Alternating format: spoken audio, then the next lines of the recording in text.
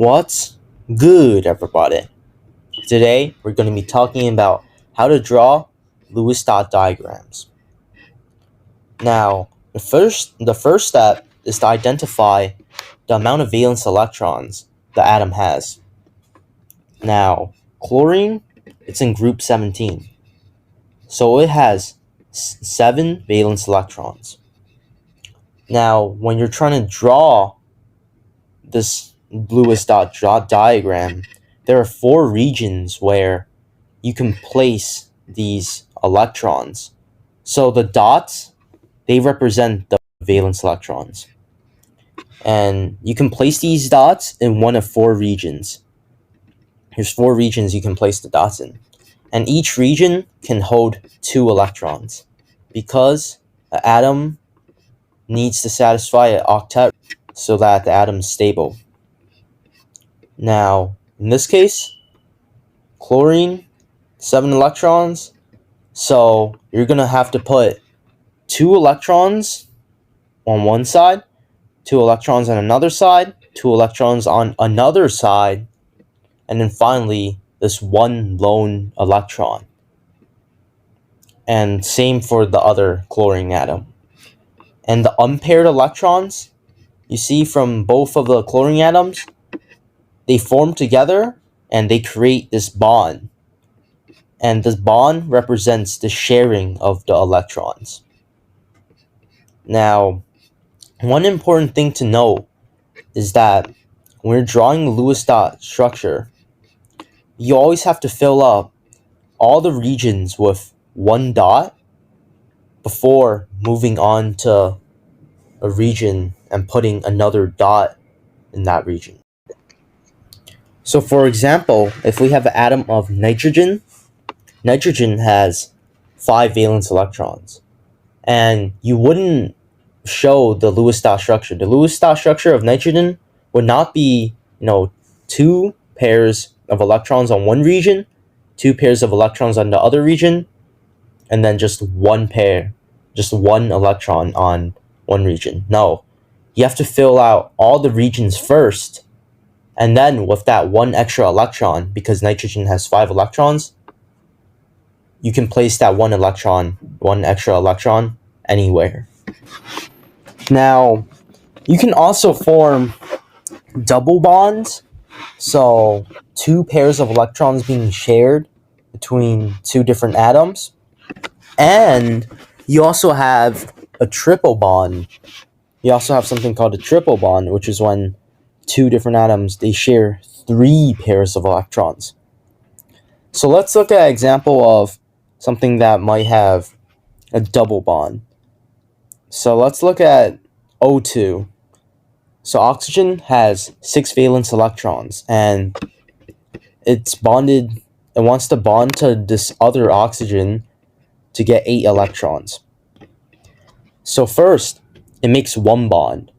Now, you see how even when we make one bond, it still doesn't have the full valence shell.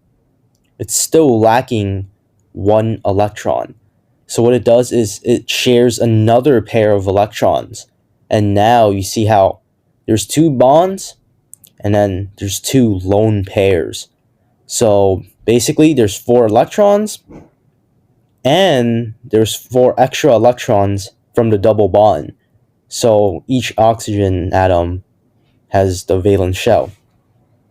Now, an example of 2 atoms that might share a triple bond is, 2 nitrogens. So nitrogen has 5 electrons. And when we draw the Lewis dot diagram for that, it looks something like this. And it shares 1 pair of electrons. That's not enough. It's still missing a couple more electrons. It forms a double bond, but that's still not enough electrons, you see. So it shares a triple bond. And now you can see how both of the atoms finally reach their full valence shell.